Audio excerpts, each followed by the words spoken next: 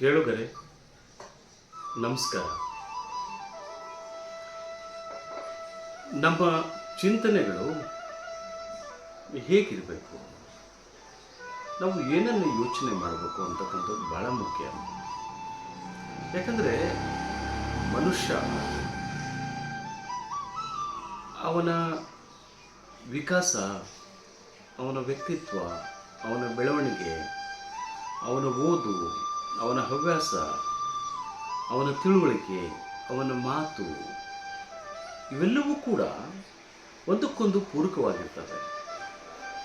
ಹಾಗಾಗಿ ನಾವು ಏನನ್ನು ಓದುತ್ತೀವೋ, ನಾವು ಏನನ್ನು ಮಾತಾಡ್ತೀವೋ, ಹಾಗೆ ನಾವು ನಮ್ಮ ವರ್ತನೆಯನ್ನು ನಾವು ಸಮಾಜದೊಳಗೆ ಆ ರೀತಿ ಅಭಿವ್ಯಕ್ತಿಯನ್ನು ಪಡಿಸ್ತಾ ಇರ್ತೀವಿ.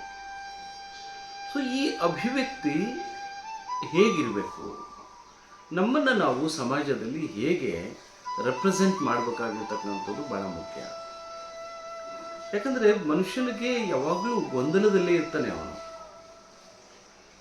ಈ ಅರಿಷಡ್ ವರ್ಗಗಳಾದ ಕಾಮ, ಕ್ರೋಧ, ಲೋಭ, ಮೋಹ, ಮದ, ಮತ್ಸರ ಇವುಗಳ ಒಳಗಡೆ ಸಿಗಾಕೊಂಡು ಆಧುನಿಕ ಮನುಷ್ಯ ಬಳಲ್ತಾ ಇದ್ದಾನೆ, ನರಳಾಳ್ತಾ ಇದ್ದಾನೆ.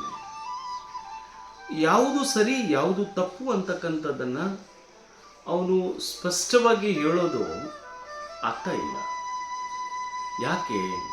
ಯಾಕಂದರೆ ಪ್ರತಿಯೊಬ್ಬರೂ ಕೂಡ ಇಲ್ಲಿ ಕರಪ್ಟ್ ಆಗಿದ್ದೀವಿ ಅಂತಕ್ಕಂಥ ಮಾತು. ಸೊ ಈ ಕರಪ್ಟ್ ಅಂದರೆ ಏನು, ಯಾವ ರೀತಿ ಕರಪ್ಟು? ಲಂಚ ತಗೊಳ್ಳೋದು ಒಂದೇ ಒಂದು ಕರಪ್ಷನ್ನ, ಅಥವಾ ನಮ್ಮ ವ್ಯಕ್ತಿತ್ವ ಭಿನ್ನವಾಗಿ ಆಲೋಚನೆ ಮಾಡಿದರೆ, ಮತ್ತೊಬ್ಬರ ವಿರೋಧವಾಗಿ ಆಲೋಚನೆ ಮಾಡಿದರೆ, ಮತ್ತೊಬ್ಬರನ್ನ ಕೀಳಾಗಿ ಕಾಣೋದಕ್ಕೆ ಪ್ರಯತ್ನ ಪಟ್ಟರೆ, ಮತ್ತೊಂದು ಜಾತಿಯನ್ನು ನಿಂದನೆ ಮಾಡೋದಾಗಲಿ, ಮತ್ತೊಂದು ಧರ್ಮದ ಬಗ್ಗೆ ಮಾತಾಡೋದಾಗಲಿ, ಅಸಹ್ಯಕರವಾಗಿ ಅದನ್ನು ಖಂಡಿಸೋದು ಕೂಡ ಒಂದು ರೀತಿಯ ಕರಪ್ಷನ್ನೇ, ನಮ್ಮ ವ್ಯಕ್ತಿತ್ವದ ಕರಪ್ಷನ್. ಹಾಗಾಗಿ ಧರ್ಮ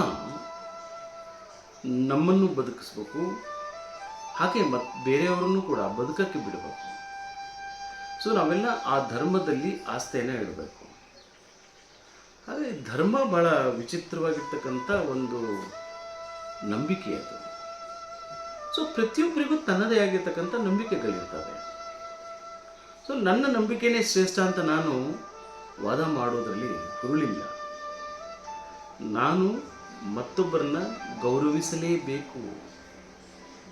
ಈ ಭೂಮಿ ಮೇಲೆ ಮನುಷ್ಯ ಬದುಕಬೇಕಾದ್ರೆ ಪರಸ್ಪರ ಪ್ರೀತಿಸಬೇಕು, ಪರಸ್ಪರ ಗೌರವಿಸಬೇಕು, ಪರಸ್ಪರವಾಗಿ ಅದನ್ನು ಚರ್ಚೆ ಮಾಡಬೇಕು. ಆ ಚರ್ಚೆಯನ್ನು ನಾವು ಮುಂದುವರಿಸಬೇಕು, ಸಾಗಿಸ್ಬೇಕು ಅಂತಕ್ಕಂಥ. ಸೊ ಈ ಹಿನ್ನೆಲೆಯೊಳಗೆ ಮನುಷ್ಯನ ವ್ಯಕ್ತಿತ್ವ, ಮನುಷ್ಯನ ಚಿಂತನೆ, ಮನುಷ್ಯನ ಒಳನೋಟ, ಒಳಗಣ್ಣು ಜಾಗೃತ ಆಗಬೇಕಾಗಿದೆ.